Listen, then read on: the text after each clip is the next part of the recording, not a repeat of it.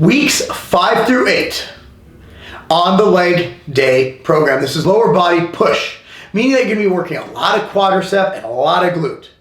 The next progression from a goblet squat is front squat. Now, you'll see a method I do where you put straps on the bar. I don't like when you crisscross your arms in such a fashion because I think it throws your body off balance. So if you cannot get the mobility to get your fingers under the bar like you're supposed to, I recommend using straps in the way that I describe in this video. The next one will be a machine leg press. Simple. It's the leg press. Come down just far enough to where your back isn't rounding, but to where you're actually getting a good extension on it. Do not round your back. I'd rather get less range of motion than round your back, because rounding your back can lead to injury. We don't want to get injured. Hack squat is next, followed by leg extension. Seated calf raise, simply sit down and do a nice squeeze at the top with the calf raise. Wood choppers, momentum is your friend, but when you come back, you go a little bit slower. But again, this is an explosive movement meant to build up your core and your obliques. The front squat, the next logical progression from a goblet squat. Now, the front squat, generally speaking, you're gonna see people go under here. I don't have the flexibility to get my arms up. I don't have the shoulder mobility. And for people, yeah, I know, arm jokes. Some people have too big of biceps where they just can't get that range of motion. The other way of doing it is to crisscross your arms. I always find that not only this chokes me, but also puts your body off balance because one arm's higher than the other. You're naturally gonna rotate one way or the other, which I don't like. I wanna see your body in a straight line. Here's a little tip I learned from my good friends at EXOS. You guys know I'm an EXOS trainer. Take straps, put them on the bar. Now to do a front squat, you dip up under it, lock it in, where you're feeling the bar against your neck, yet you can still breathe, okay? Come up, boom. Holding the straps in place to hold the bar. Front squats, you have to keep your torso upright. Breathe in.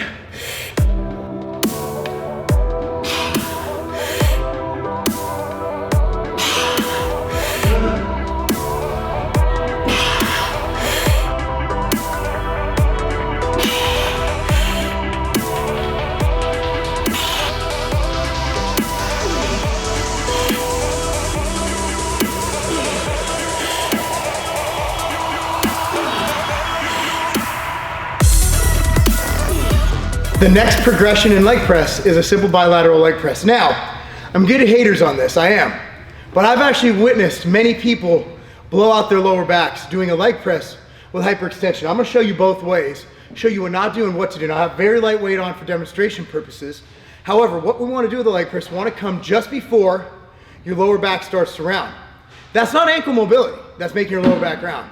That's your structure, that's a lot of different things. So all I wanna do, this is a quad-centric movement.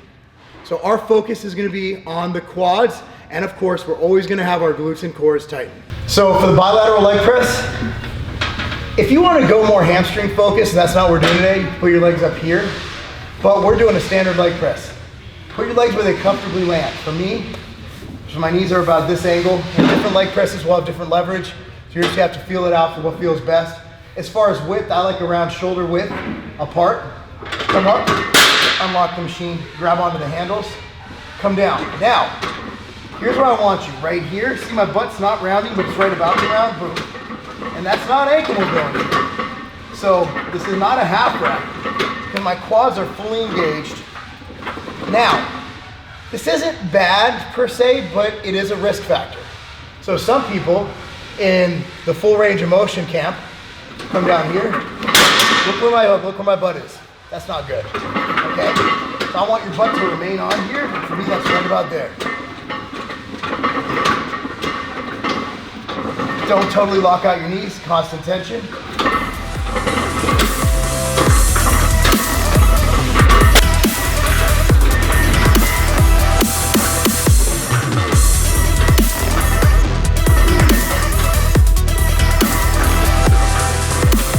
Next up is a hack squat. There's no progression for that because it's a machine. However, not all gyms have hack squats, but most do. A lot of gyms will have a squat machine. Any kind of squat machine is good to go. They have free motions, so many different brands. We have a Body Masters Power Squat here. So this is what we're gonna use. Come in here. Get the correct angle. Now on these, I like to keep them lighter and go nice and deep.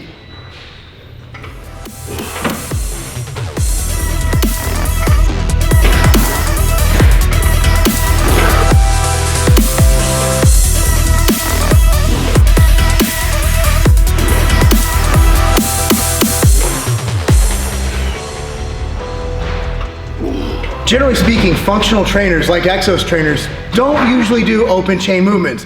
Open chain is something like a biceps curl or a leg extension because, hey, doesn't really apply to the field or any kind of athletic event. However, we're looking to combine the best of both worlds, which is hypertrophy as well as performance, being able to move. So I don't mind adding in some open chain movements. Now, a leg extension, while we don't hyperextend on leg press, you want to squeeze as high as possible with the maximum contraction on your quadriceps. So, hook your leg under, come back, grip the handles, raise controlled, squeeze, and down. Raise controlled, pause at the top, and down. You can breathe through on these. No Valsalva or holding your breath in for the internal belt needed, because you're just putting all the pressure on your quads.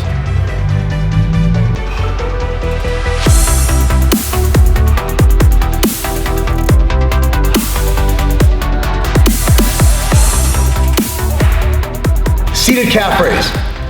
Again, if your gym has a seated calf raise machine, by all means use it. However, I'm going to show you that you can do these exercises anywhere with anything.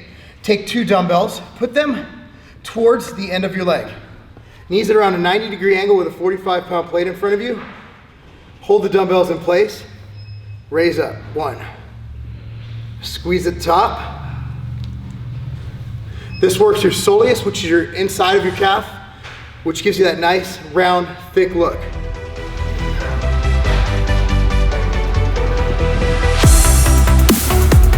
Wood choppers are great because from a functional standpoint, when we do at EXOS, they have these Kaiser air machines. So it has there's no point where the rope would, slack and everything would get all funny. So the weights, we have to be a little more different than we do in performance athletics, where we have that kind of equipment. So with this, what you can do is you get a comfy grip, okay? Arms like this. Take the slack out of the weight, get a little resistance on it. Come in, come on. Constant tightness right here. So think about it, if you're a baseball player, right? It's all in the hips. Hips drive the bat. Hips, like Shakira. So in this, again, you want your hips. It's all in the hips.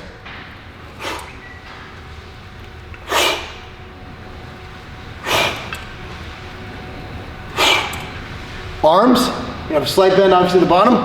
The straight arm, slight bend. There's many ways to do this. Many different variations you'll find on YouTube.